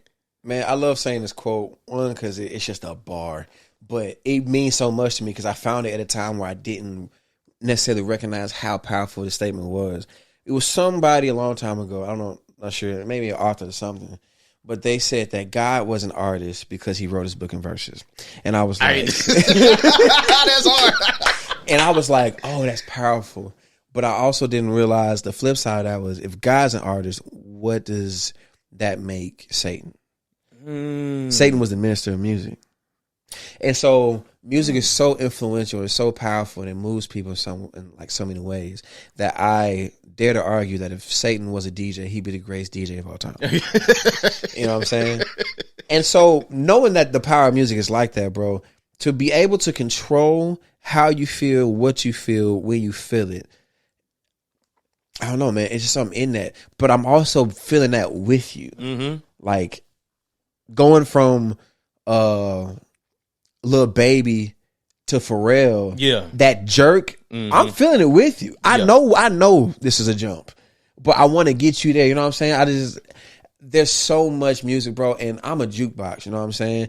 My friends get annoyed because, like, I know so many words to so many songs. Like, in regular sentences, if you say the word, I don't know, anxious, I'm going to sing a song with anxious in it, like just off of that, and you'd be like, my fault. You know what I'm saying? Like, I cannot help it. It just is what it is. So that DJing has become an outlet for me to, like, finally empty this recycling bin of all these songs, man. You know, and I'm a B-side dude, so like, oh, come on, man, I'm hitting you with the. I know you can get the singles and the hits anywhere else. If you come to see me, come with B-sides. I'm coming with the ones you're like, boy, I ain't heard that in a while, like, because I want to hear that. You know, I love DJing. I never thought it would be this, because I started because my dogs needed somebody to support them. But then somebody was like, "Man, I paid some money to come play some songs." I'm like, well, you know, they gonna say no to that. You know, we might can do some business. You know what I mean? Make something work. You know, but it's just grown, man. I'm always happy that people like my choices because they are a reflection of me. Like, they truly, truly are. So if I'm playing if I'm playing Webby G shit, because sometimes in my life I feel like that. Yeah, bro. But like recently, if I'm playing this Beyonce, because I feel like that. Like, I relate to. I don't necessarily play anything I don't relate to. Facts. And it's beautiful that I have like a big range, because people are like, are you really on this? I'm like, yes, bro. We can rock Aerosmith right now. What? Come on, man. I'm there. Queen is my favorite band of all time. We can go there. I don't mind. Like, that. Love it. I love that. So it gives me a time, but I only take opportunities where I'm allowed to be me. Like, I won't ever do like a straight up club because I'm restricted to like playing this. Yeah, I hate that, man. And that was another thing that was like what stood out to me. And I enjoy how, you know, I didn't know that the politics like that be like that until you just said that. You know, it's certain. I hate when a DJ is forcing a song down my throat, bro. Yeah, man. You know what I mean? Like, I want the DJ to be as creative as they want to be, and you do the mixes, and you know what I mean? You find your groove in this, dog. You know what I'm saying? It's like, you know, depending on the club, you know what I mean? Like, people are in there to hear the things that they know. Fair, so fair. So you're going to play the things that they know. You're going to play the hot ones on the radio, the hot ones that everybody, you know. So, like, that's, like, fair, and I respect it, you know. That's just not me. Like, I don't do anything I don't enjoy. Yeah. I'll be damned if I'm on there, I'm up there, and I'm not enjoying myself. Facts. Like, this is not, no. It's not gonna Because work. I've seen you up in your 2-step or your bop with it. You know what I'm saying? Bro. Or you know what I'm saying? You rapping along with it while you know what I mean? So I'm having a ball, you having bro. a ball, dog. Like, I'm not doing it if I wasn't having fun. Facts. You know what I'm saying? Like, it's a blessing that I get paid to go have fun. Yeah. It's a blessing that I get paid to make you have fun. Yes, bro. But it's fun. Like, I'm there for fun. And it has to feel like fun. The moment it feels like that, I'm usually saying no. Yep. Or when I'm feeling very bold, I'm going to give you what I think this is worth. So if you give me an hour, but you give me rules, I'm like, I'm finna give you 30 minutes. Hey, You know what I mean? I'm like, I'm just not finna, like, this isn't worth that. Like, because I always just have this insight, like, what people are expecting. You know what I mean? Can I ask you a question as far as on the DJing side? Like, I've been in some, like, places where, just from the DJing tip, I know some DJs like to, I've heard some DJs like mix maybe a beat from a certain song with the certain lyrics and stuff like that. Is that just them exploring their own creativity within their mixes, or you know what I mean? So I'm going to start this off giving all honor to God, and second, Mad Moves. Hey. Oh my goodness. Shout out Moves, brother. Hey, man. You know what I mean? Yeah. I remember going to his house one time, bro, and we was kicking it, and he was playing some Japanese jazz. Come on, man. Like 80s jazz. Different. And he was like, hey, bro, I hear this over this, and start rapping stuff over, like songs. And I was like, how did you hear that? I'm like, excuse me? Like, bro, Mad Moves could be one of the best producers in the city if he cared to do it. Mm-hmm. He just does it for the mixes, bro. And I'm just like, yo, so that absolutely is people expressing themselves creatively. Like, boy, I've had to step that up myself. Yeah. Because I know the hits, I know the songs, but I was like, no, I got to start mixing some stuff in. And when I opened that bag, I was like, oh. And I looked at Mad Moves, he could tell him, like, I came up to him immediately when I did it, like, the first time live. I was like, hey, bro, something wrong with you. Like, something's wrong with you, bro. Man. His brain different. How are you putting Marvin Gaye and Amigos together, bro? I would have never heard it, but now I'm like, oh. You know what I mean? Now, it's just crazy. He prepares it. Like, he goes home, puts it together, and then do it. I play the lottery. I'm like, I think this will work right now. That's hard, man. So I'm glad you was able to kind of, you know what I'm saying, explain that. That's beautiful, man. Cause yeah, man, he's like a scientist, bro. Like, that's a great word. You know what I'm saying? He's literally a scientist. He like, has mastered that alchemy for sure. We talk music a lot, man. Like when I'm been on the phone with him, and he sends me like playlists and little stuff like that. Like, and just I like to hear where his brain is going. You know what I'm saying? So shout out Mad Moves, man. Boy, it's terrifying. Terrifying, man. Hey, could you tell me before I get you up out of here, could you tell me like the influence of like Ron Gilmore? And I noticed like earlier, like off camera, we had mentioned like Common and some of those people. Oh man, so okay, this is all working together. So Ron, he went to my high school. He graduated way before us, but he came back my junior year, I want to say. And he came back and he did like a mini performance, but he was playing over. I remember he played over Drake's Headlines. It was like him, a drummer, I want to say a bass player. No, yeah, it was drummer, bass player, and him on keys, and he was just playing over it. It was fat, like just chords. I was like, oh. And then he started talking. He let us know, like, yo, I went to here, NSA, and then he moved. He sold everything, moved to New York, and became Lauryn Hill's piano player. Oh. And then from there, he met J. Cole. And then he started building with J. Cole. And then from there, he's, Jay-Z. And I don't think Ari was here. No, definitely not at this point. But it was the first time I saw, oh, you can make it there from here. I wasn't sure. It definitely wasn't production that was on my mind, but just musically, that there's a career with the people I like to listen to out there, and I can get there from here. Mm-hmm. That's the first time. And then he started coming back in town. And at first, I was like, man, some Hollywood ass dude. Man. But then getting to talk to him, I was like, no, like this is what like a genius is like this. You know what I mean? Like a genius mind can kind of give off this arrogance, but it's not.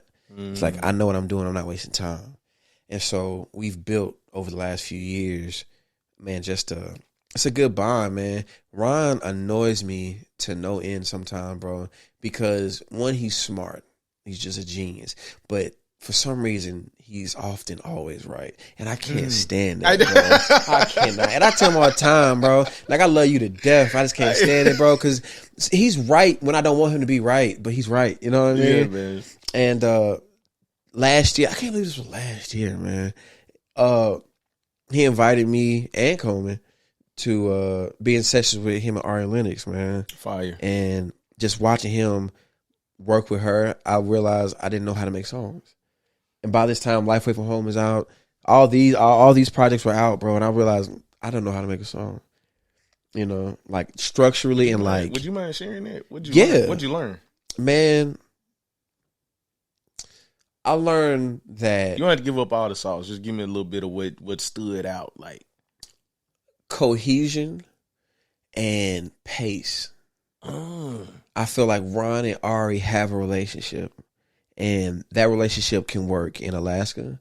It can work in Mexico. It can work in Nashville, you know, but also like knowing what she wants and letting it build. And when you get it, stay there, build on that, stop, add more to that. And I was like, oh, this is how you make a song. Yeah, man. Like, this is how you make Shea Butter Baby. You know what I mean? Like, all that quickly made sense.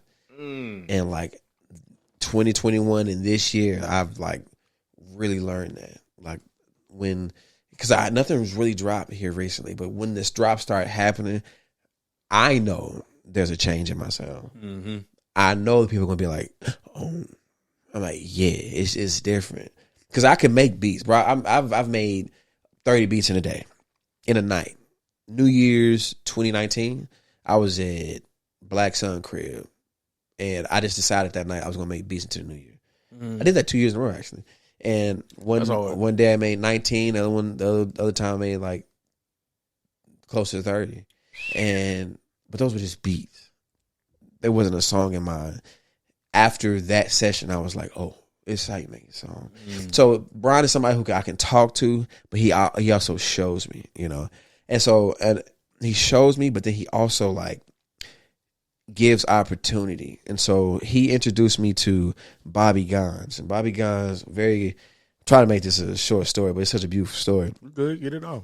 Bobby Gons was arrested at 16, San Jose, on a murder charge, man. And he was sentenced to life in prison. But while he was in prison, he turned his life like completely around and started programs in prison through rapping, through therapy, programs that, you know, was helping a lot of people, but then also programs that got implemented across the country, what he was doing. Common and Scott Butnick, who produced The Hangover and Project X, were doing work in the prisons. Scott Butnick has a program called ARC, which like really goes into prisons and tries to get these men fair treatment and get them out. Very beautiful thing. And like, I never thought I'd be so invested into this, man. But it's a fulfilling thing. But they went to prison. They went to the prison Bobby was at and met Bobby, man. And Bobby got to spit for him, and Common and them loved it. Common performed for the prison that day, brought Bobby on stage, and they rocked it. And then sometime like shortly after, Common was in contact with the governor of California, and I think Common and Scott Butnick, and they got the governor to relook at his case. And shortly after, Bobby was free.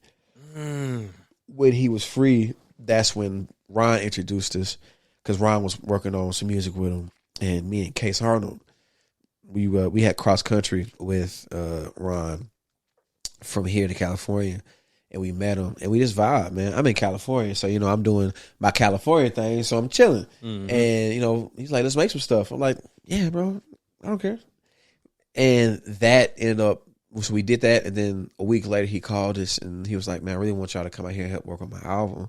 We're going to be here at Jim Henson Studios. Coldplay got it for us. And I was like, say word. And he was like, I'll pay. And I was like, say word.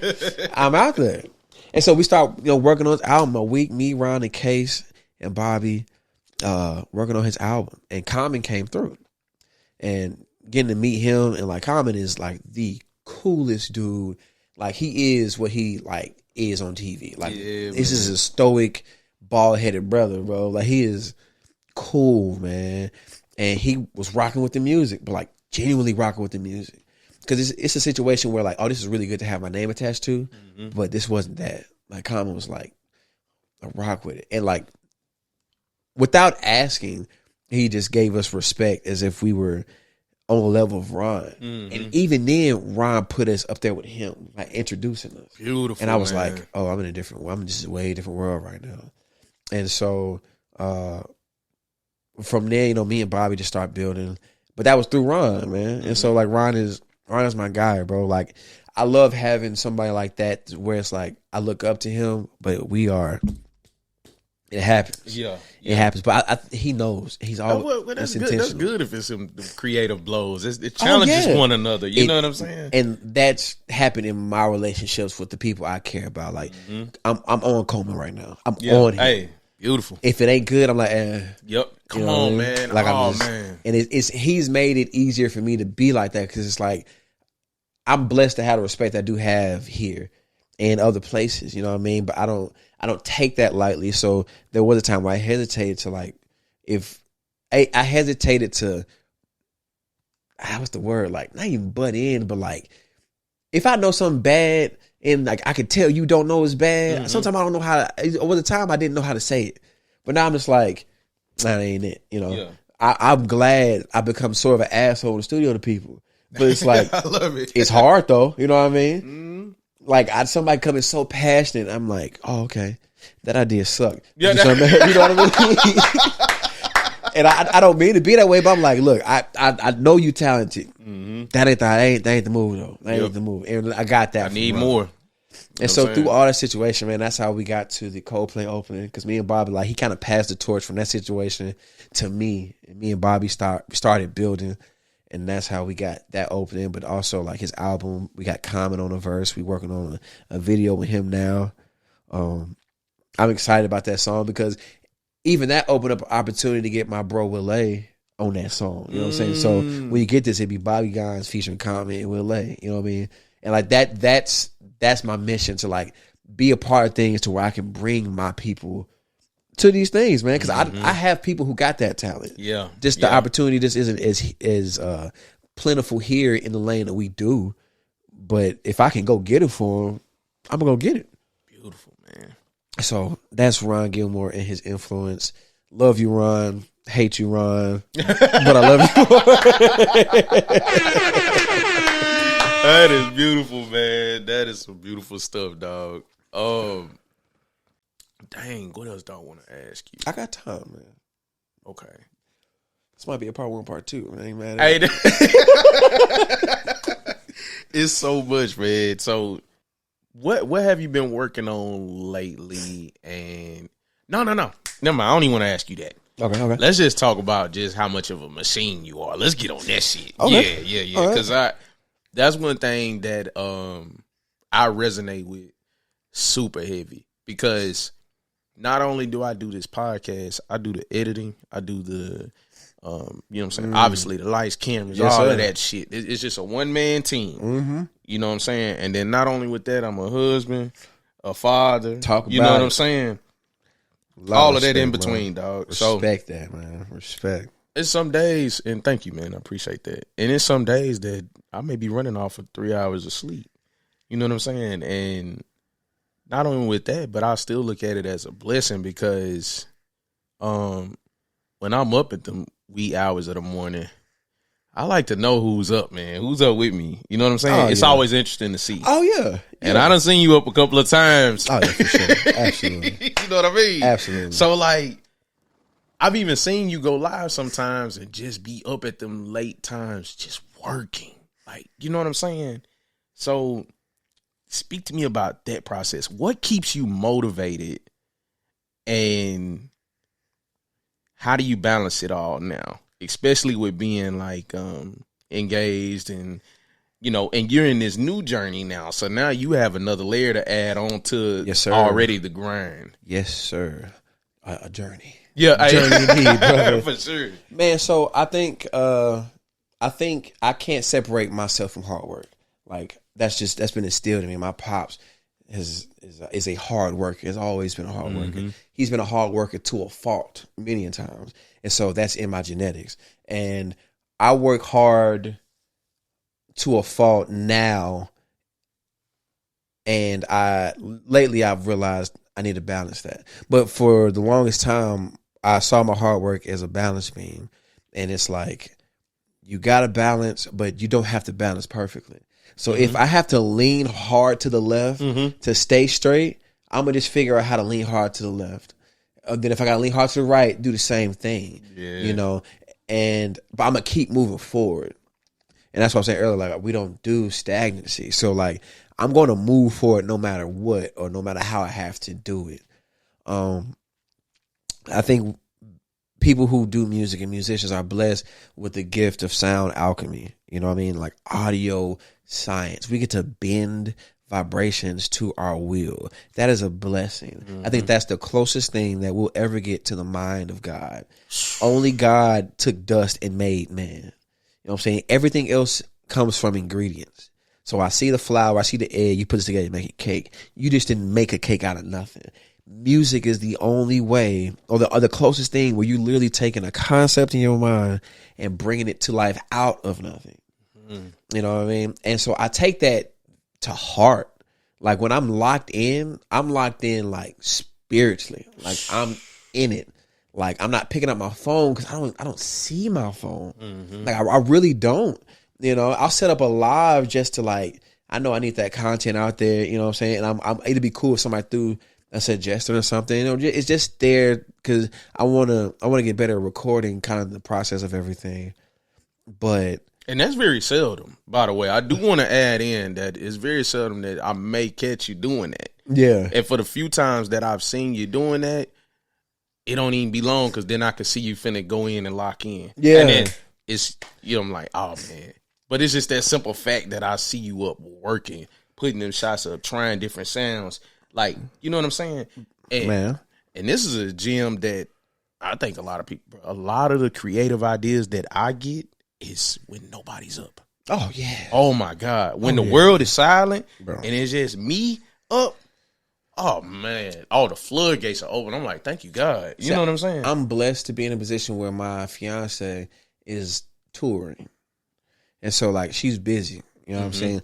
Luckily, she's home all, like, this month. And, like, we get to spend some good quality time together because we suck at the distance. We do. Yeah. And, like, we admit it. You know what I'm saying? Like, she got back last week and she was on here for a little bit, but like we had to talk some things out because it was like I'm not present because I'm in that mode, and I'm only in that mode because she's not here. Like if she's here, I'm better at balancing that. Yeah. When she's not here, I don't have a social life. I'm in that studio, just locked in. I'm talking about. I got it. This is the first haircut I got in maybe like a month and a half, bro. And I care about my haircuts, dog. I care about my haircuts, but I've been locked in, man. And when she's not here, I get all the time in the world, you know, and like I'm making the most of my shout out to my label Prescription, to Yago and Katie for like being doors into like more ways to music, new people coming up my life and showing me these things. I've been with this label for a year and I can't describe the exposure I've gotten. And like don't get me inspired, bro. Like, do not get me inspired. It's gonna be a long night. I didn't go to Kendrick's show because, like, I can't take being that inspired right now. I would literally explode, bro. Bro, I went. I already know. I said it's time to work. I already you know what I'm saying? I was like, man, I underestimated like the tickets because how they went and sold. Right. But where I was sitting. Oh, for where I'm at creatively now, I had the best seat in the house. Fuck what y'all talking about. I see the 3 levels of production. I came in, I seen the 3 tables of merch on opposite sides of the stadium, sold out. Merch tables completely wiped out. Clicked everything like, oh yeah. Oh my God. Like the whole infrastructure of the shit and just the lights, the band, the oh my God, it was amazing. Yeah, I would have exploded, bro. Bro, my mind was going crazy. I literally went to the studio because I had the opportunity to go, and I got excited. I was like, "No, I gotta go to work. I gotta go to work, man. I gotta go do something." You already know. I already know what you're saying, bro. Because I went and I experienced it. I'm like, Jesus Christ, man. So much is inspiring me right now, and there's so much to explore. And I'm at a place where there was a certain fear that was there that I felt like I was a liability in certain rooms. You know, I a lot of times I feel like maybe I wasn't good enough, or maybe I didn't have the sound or the wherewithal. But these last 3 months, man, that fear disappeared. And in that void is like this anxious inspiration. Like this like insatiable, like, I bet you can get better today. And I'm like, it's annoying. Like, it's clawing, man, bro. Like, I'm talking about if I got a bathroom break, I'm in there with my laptop like, ooh. Or even my timeline is reflecting, this is all you about. Like, it's my people, and then it's like other producers and engineers and tips, and I'm like taking it all in. I'm writing down notes. And I haven't always been like this, but I didn't think when I was making 30 beats in a night, I thought that was peak. And I'm like, oh boy, that was baseline. And now I'm like, and it's almost terrifying because, man, I don't stop. I don't. And thank God for Lauren, because she will slap me and be like, hey, present. Yeah. Be here. And I'm like, thank you. Because if it wasn't for her, I don't have it, and I don't care to have it. And that's not a good thing. None of my heroes, all of my heroes had the same thing. Like the nonstop thing. And a lot of them die early. A lot of them have things that they can't fix. Quincy Jones was going so hard for so long that, I know you've seen the Quincy documentary. Like that thing, and like that's the only thing that stops me, because Quincy played trumpet, I played trumpet. He's my favorite trumpet player all time. And he can't play trumpet no more ever again. Yeah. Because if he does it, it's brain aneurysm. I was like, we're not going to push it that far. Yeah. We're just not. But I do want to push things while I'm young, while I have the energy to stay up late. You know what I mean? Because I'm like, no, I need to attain this level. I don't want to be famous. I just want the respect of the respected. And I know that takes that extra push. Yeah, man. And that's not a chore though. Like, that's not a burden. Like, that's I get excited thinking about it. Me too. But I got to figure out the balance. Like, that's a journey right there to figure out that balance for it all. And when you got those great women that's behind you, because I already hear like what you're saying with Lauren, when she's like, you know, you need that. You know what I'm saying? My wife does that for me. Like, there's no phones at the table. She makes sure we strategically sit at the kitchen table. Look each other in the eyes. Don't sit beside me. Look, you know what I'm saying? Sit across from me. Get look your at my focus. eyes. Yeah. Focus. Because if not, I'm all like, hey, da. And I got this idea. And I got that idea. And I need to do this. And it's like, bro, let's play with baby girl right now. I'm not alone. Let's chill. I picked up Lauren from the airport after she had been on the road for a while. And I was like, yo, listen to this. And she was like, I'm doing good. How are you? Hey, man. I was like, yo, that's me. That's on me. I'm so sorry. We had to gauge ourselves and come back down, man. Got to, man. Thanks, man. Beautiful, man. Dog. What's the North Star for you, dog? Like, when it's all said and done, what does AB visualize and conceptualize for himself, and how do you want to be cemented in the game, and where do you see yourself? I made a post, it was a little bit ago, but it was a post of, it was Drake and 40, it was Timbaland, Justin Timberlake, somebody else, man, but all those pictures, like, the producer was on the right. And I was the caption was like, I want to be the man on the right. You know what I'm saying? I want to be a part of legacies that changed music, that challenged music. You know, that's what I want. Like, I'm open to whatever positions that brings me, but I want Lauren to be somebody who challenged R&B. I want Jamiah to be somebody who threaded the line of pop and R&B so well that it opened up a new lane for people. I want Tim to be the one that challenges Jay-Z for the that throne of like somebody who was so well rounded in their music and their message, but skill wise, almost nobody close. And I want Bryant to be as close to a realistic version of Michael Jackson that there's ever been. You know what I mean? And there's so many more people, you know what I'm saying? But like as far as like that's my core.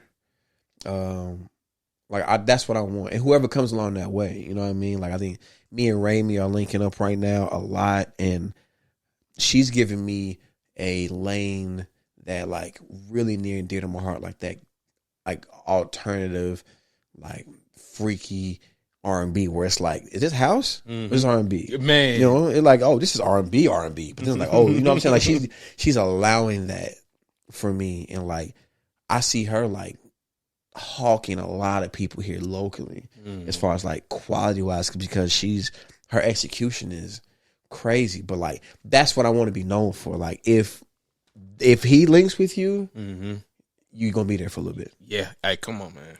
You know what I mean? Like that's I like you said North Star, man, because that's truly like what it is. Like obviously I want a great career. I want to be able to provide for my family.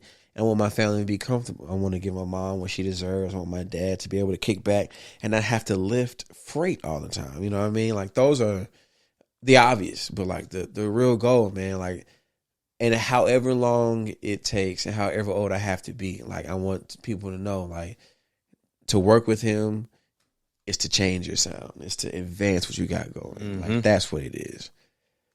I don't know if I've ever answered that in that way. I'm so happy to answer that. I need to hear me say that. Man, that is beautiful, dog. Man, I think this is my last thing I did want to ask you, because this inspires me so much.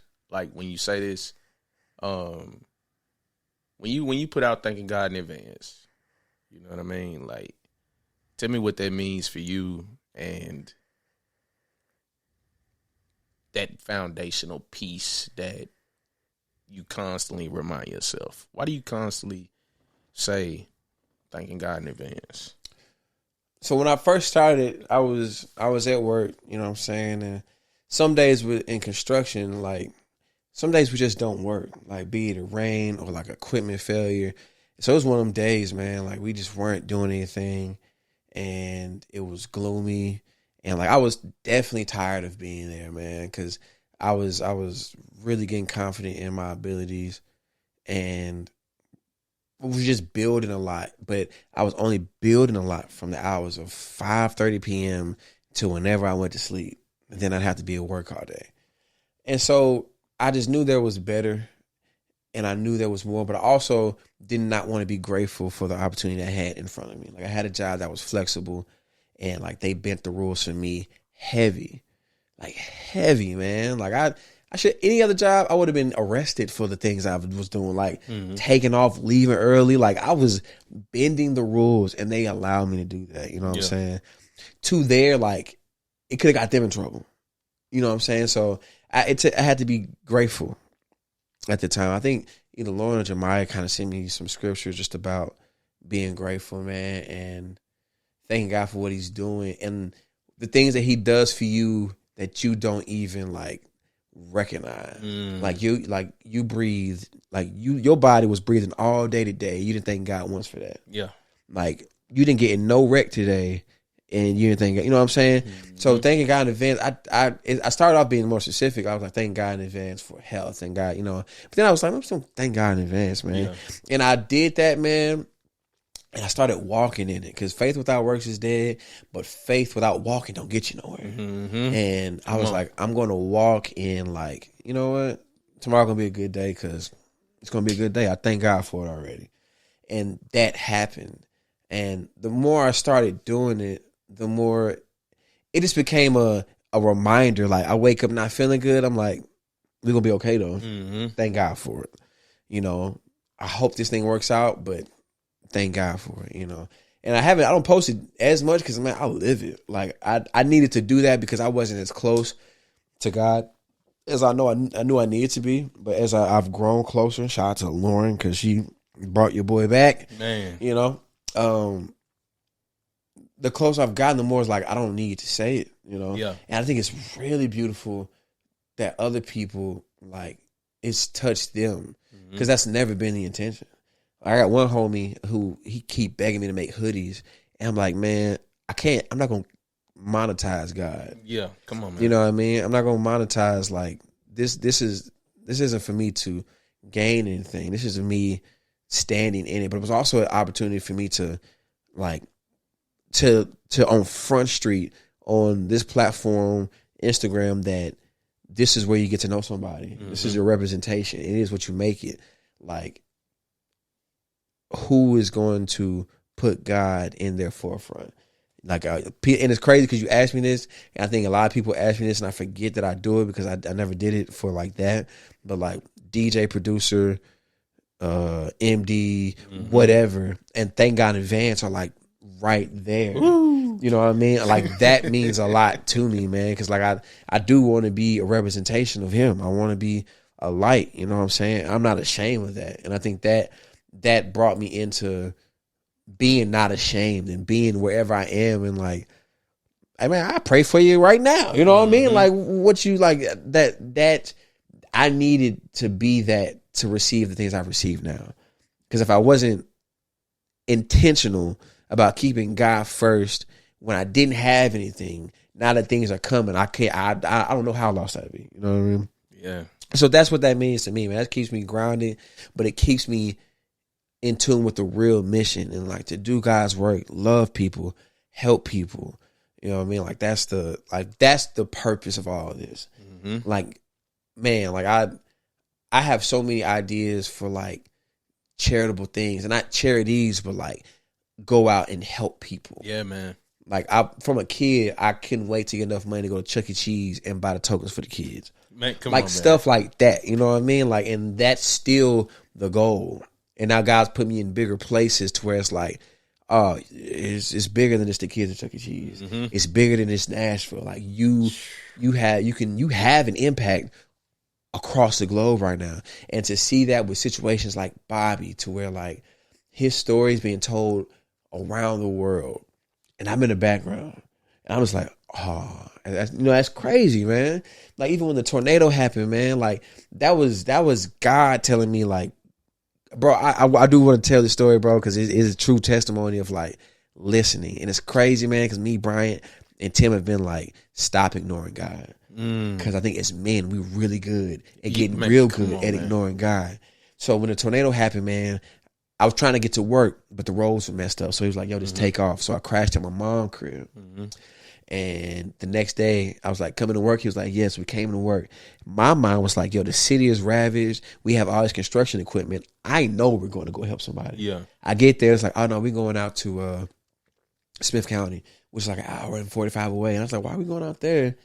Right down the street in North Nashville, where I'm from, bro. Like, they need this dump truck. They need these chainsaws. And he was like, yeah, they told us not to get involved. And when I tell you, bro, like, everything was like, oh, well, I'm not doing that. I'm leaving early. And he was like, word? He's like, yeah, I'm leaving early. Like, do what you got to do. Dog. You know what I'm saying? So I grabbed some gloves, and then my other boss was like, here, let me get some trash bags. You know what I'm saying? Because I think they also felt it, but they did what they needed to do. And it's what it is. But I left, bro, and I just went out north, bro, and I started helping people pick up stuff. Man, same. And I called my bro Sage, and we went down there and started helping. And then I tweeted about it, and then other people were like, yeah, I want to come help. Let me know when we go down there tomorrow. And then the next time I was, I think, like 8-10 people. And then the third day we were like 30 deep. Bro. And then that Saturday we were like hundreds deep with a pizza truck. Oh yeah. And bro, and I was that Saturday is when I came down. Cause it was like I'm from East Nashville. So y'all ain't even far from us, man. Y'all hop skip. You know what I'm saying? So when that happened, I was up here and I had realized, man, that night, dude, oh my God. And I thank God so much. That night I was driving, dog. When the tornado came, because I was doing a Knoxville route at the time. And I was going across what's the bypass? I think is it 840 or whatever it is. Is it 440 or something like 440, that? Yeah. I think at the time I was going across there, but I was taking some highway to come around to go towards I don't know why I'm blanking right now for the interstates, but to go up to Nashville, and I could hear the wind. You know what I'm saying? And so I her guy would like pull over, stop. So I called my wife and like, hey, like what's going? Because I didn't know it was a tornado coming. You know what I'm saying? And so I got her to look, and she was like, yeah, it's in this area, and I'm looking at my phone like, bro, that's right here where I'm at. You know what I'm saying? So it just so happened that when I pulled over, I was about 7 minutes from where it had went up through the interstate and did all the destruction up through there. And it went up through Cookville and all of that. You know what I'm saying? But just simultaneously with that, the other tornado had hit out north. You know what I'm saying? So that weekend, I had just thought God for that because, like, once I finally went up through the road to get to seeing all the destruction, you know what I'm saying? Trucks turned over. Like, it was bad, dog. And that weekend, I was just at the house, and I'm like, yeah, we're going down there. You know what I'm saying? Going down there to help the people. And man, we packed up sandwiches. Like, went and bought a crap ton of sandwiches, made chips, we took clothes, you know what I'm saying? And just that was a beautiful thing of seeing people out north. Well, the city of Nashville rallying around the people out north, you know what I'm saying? And that was all. Yeah, bro. That was a manifestation of like, man, if God can get it through you, He'll get it to you. And thank God in advance is, I need you to do this so I can get you to do what I need you to do. Yeah, man. Like, I just need you. If you can stand on this for me, I'm gonna get you through some things. I'm gonna get you to do some things, and like, just listen and just be obedient, man. And like that is my proudest accomplishment. It will be until God puts another one of those in my face. You know what I'm saying? Because like, the respect for the music is one thing, but if I'm not using that to help people, then like, it's just pointless. It's just clout. You know what I mean? Like, that's an impact, man. It's just an impact, man. It's a lot happening right now that is making this conversation make so much sense to me. That it's so big right now. So I'm kind of freaking out. You know what I mean? Because like, when it's the right moment, like, sometimes everything just lines up so crazy, bro. But yeah, man, that's thank God in advance, bro. And so we still do that. We live it. I love seeing other people do it and post it themselves. I just hope it, like, you know, resonates where they need it to resonate with them. And I'm gonna just keep doing it, man. Like, I truly do it for me, and I just love when people be like, I need to see that. Yeah, man. You know, it's a beautiful thing, man. Yeah, dog. We're gonna have church in here, man. Oh man, yeah, that was beautiful, dog. Oh man, I want to tell you, man, thank you. Man, your contributions not going unnoticed. It's a beautiful thing. You are important to the culture, dog. And yeah, man, just keep going, dog. Keep going, man. You inspire me. Anything that you guys are doing inspires me, man. Hey, man. Your consistency with this, like, especially when like I saw it just keep going, like that turned me up. Yeah, man. You know what I mean? Because I'm like, I knew you was doing it yourself, so I was like, yeah, man, ain't no lazy time. Man, come on, man. Like, ain't no half stepping it, man. Like, you came out the gate with great presentation. I'm like, yeah, I think it was a time I was kind of slipping, and I'm like, nah, man, like, this is how you go. This is how you go. And like, I love seeing the numbers increase, man. I'm like, oh yeah, he's out of here. Yeah, man, I appreciate it, man. It's an honor, brother. It's truly an honor, man. That's love, man. We just taking everything in stride, man, and you know, it's just one day at a time, man. Absolutely. Brick by brick, you know what I'm saying? One day at a time. Definitely one day at a time, man. It was beautiful, man. It was, the sun shined again. I'm like, yes, sir. Hey, look, yeah, man. It was cloudy, dog. You know what I'm saying? The sun came out, man. Hey, man. Boy, that feeling when God in the room, man. Hey, you know man, I'm telling you. That's beautiful. Man, you want to play somebody's song, man? I usually do a pass the Aux segment at the end of the pod. You want to play any, like, Lauren stuff? Or? Oh, like, unreleased or? That's totally up to you. Or we could just play something that she got already. Or man, okay. If you ain't ready for that yet, you don't have to. Nah, we can trying to think. Said Lauren. Or anybody. Oh, man. Because I was going to tell you, let me ask you one more thing if I get your It just made me think of it because I was listening to Jordan stuff earlier, Jordan XX. And like, man, you had did that, Who's That? Oh, yeah. So like, that made me think of just how you dabble like, with your vocals every now and again. Like, people don't be really knowing you be blowing, man, but you really can sing. So, I mean, I'm not like in the mode to be an artist at all because like I respect artists because they have to be on all the time. You know what I'm saying? And that motivation is more toward me being in the background producing and stuff. You know what I'm saying? Like I'm really happy here. And so like I'm not, if I can't put 100% that way, then I'm not going to. But I do enjoy like writing and stuff. So thank you, Jordan, for like putting that out, man, because I got some stuff coming in the fall, man. I've been working on for I guess 2 years now, a project where it's like me singing the hooks. I wrote the hooks, and the homies doing the verses. You know, and that's gonna be, you're gonna hear some of that very soon. I'm gonna send you a joint me and Tim got that it's gonna come out. I'll send you that, sure. And yeah, man, that it means a lot to me to be able to put this project out because I'm really gonna put like a lot into it as far as just rollout wise. Not for me to announce this is my artistry, but like this is my appreciation for all the artists that I've worked with. That not only do I appreciate you, but I'm learning. Yeah. And like I would have never put out anything to misrepresent myself, but also misrepresent you if I'm attached to you. Thanks. So this project is definitely dedicated to Jamiah, Lauren, Bryant, Tim, Chuck, Jordan, Black Sun, OG, Jay, Ramey, Case Arnold. Like it's dedicated to all these people who I've gotten to lock in with, and you've trusted me to like lead in certain places and like make sure quality was aligned.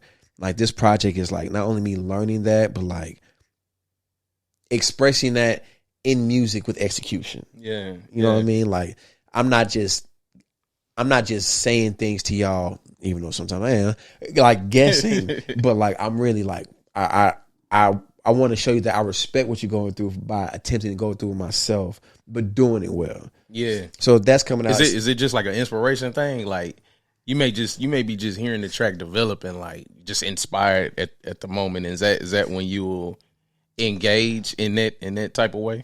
Kinda singing on it or whatever the case. Yeah, like man, because a lot of time everything that's on this project, like I felt it as we were making it. Like I was like, oh, I got something for this here. Yeah, like it's been that, you know, and like that's why I know that is special because I've tried to do it on other tracks. I'm like, nah, like because I don't know how or why this was this way, but like I need to write something to this. That gives me another level of respect at how you like create because I see you from what you just explaining to me is literally you're not putting a cap on your creativity. So in any way that the vibe is flowing and the creativity is flowing in the essence of the room, if I'm inspired to do that, I'm just gonna flow with it and do that. You know what I'm saying? If it's like, you know what I'm saying? Man, your creativity is a gift, man. That gift comes straight from the source. So that's the source talking to you. So for you to deny the source, man, I never forget. Lauren, she told me, I think Jamiah told me this too, but it was like, yo, he could take that gift away.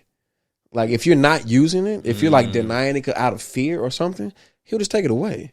And I bet you don't realize how much you loved it until it's gone. And so I've been ignoring like me singing for a long time, and I finally know like I'm not trying to live perform or anything for sure, not right now. Yeah, but like I need to use this, and the more I've been using it, the more it's been like the more respect that's coming in a level where it's like, bro, you do it all, and I'm like, oh, well, I mean, I guess, but it's not even I guess no more. It's like, yeah, I do. You know, I do it all.